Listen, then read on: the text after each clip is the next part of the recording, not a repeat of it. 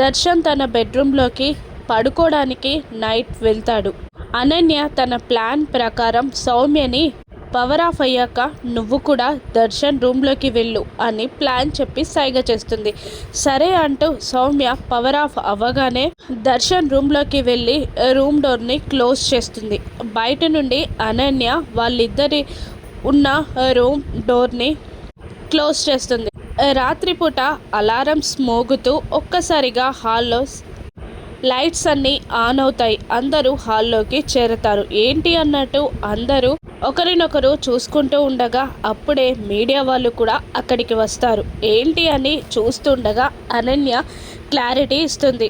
ఏం లేదు అత్తయ్య గారు, దర్శన్ బాబు కొంతకాలంగా సౌమ్య అనే అమ్మాయిని బంధించి బలాత్కారం చేస్తున్నారని వీళ్ళకి తెలిసిందంట అని అనగానే అందరూ షాక్ అవుతారు.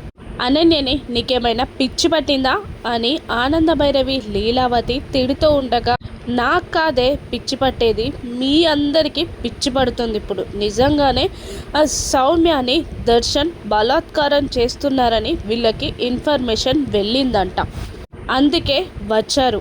ఇప్పుడు ఆ రూమ్లో ఉన్న వాళ్ళని చూస్తే మీకు పిచ్చి పడుతుంది అని అనన్య పొగరుగా అంటూ అందరూ కలిసి దర్శన్ రూమ్ దగ్గరికి వెళ్తారు.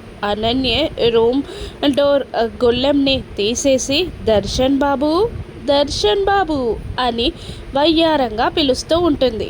ఓరగా చూస్తూ దర్శన్ బయటికి వస్తాడు. అక్కడున్న ఫ్యామిలీ మెంబర్స్ని మీడియా పీపుల్ని చూస్తూ కంగారు పడుతూ అయోమయంగా చూస్తూ ఉండిపోతాడు. దర్శన్ బాబు నీ రహస్య ప్రియురాలెక్కడా అని అనన్య సాగతీస్తూ అంటూ ఉండగా వెనకాల నుండి శరణ్య రూమ్లో నుండి బయటికి వస్తుంది. అది చూసి అనన్య షాక్ అవ్వగా మీడియా వాళ్ళు కూడా షాక్ అయిపోతారు.